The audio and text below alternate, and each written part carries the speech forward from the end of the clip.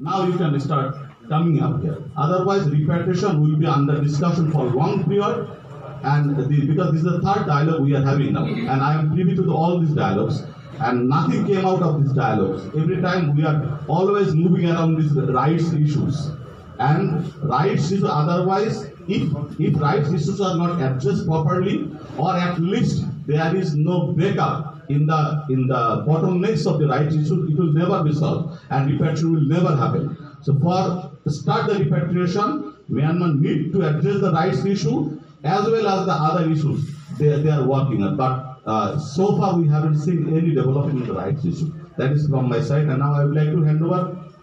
We will finish it up here at 11:30. Then the Myanmar delegation will go to another room to meet our Hindu community there, and the remaining ASEAN will be here with you and will be talking. And I hand over mic to Tipularsi. Thank you very much.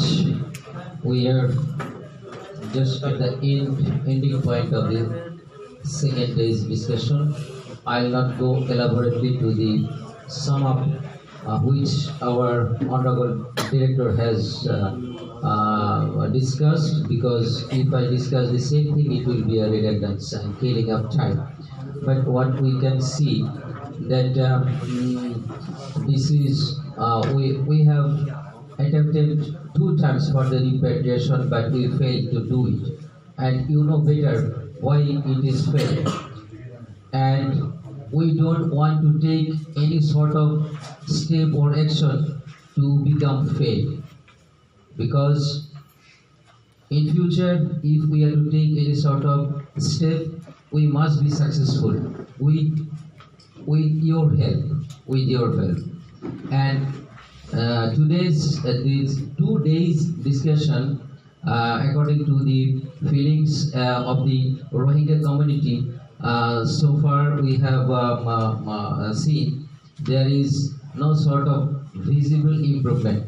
So in next discussions, next time, I, on behalf of our country, request the Myanmar honorable delegations to come up with some issues so that we can see some visible improvement about the discussion. So next time, the main points about the repatriation, those have been discussed by the honorable director. I will not going to discuss it, but which I can say, those points must be ensured by the Myanmar government. And you see, if these are not ensured, these people have said that they will not, they are not agreed to jump up in the fire again. So please, I request on behalf of our country, because you see, our honorable Prime Minister has been kind enough to give shelter to these forcibly displaced Myanmar Rohingya people, and we the people of Bangladesh are taking care of this. And you see, our country is a growing nation in economy, so it is a huge task for us. It is a huge extra task for us. You know, these people are living only within the area of 6,500 acres, 1 million people. You can imagine the condition.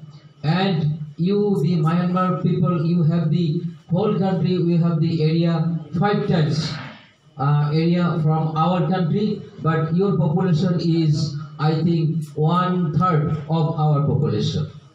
So